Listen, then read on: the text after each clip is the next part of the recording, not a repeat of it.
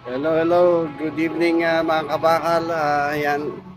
Ito, 98% complete yung project natin, yung maliit na tangke natin. So, ito yung tsura niya. So, yan. Mm.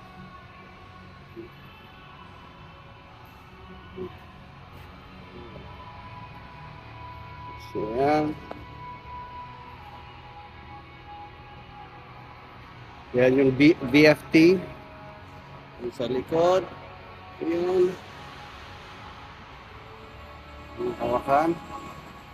So, yan yung tsura niya. Tapos sa loob naman,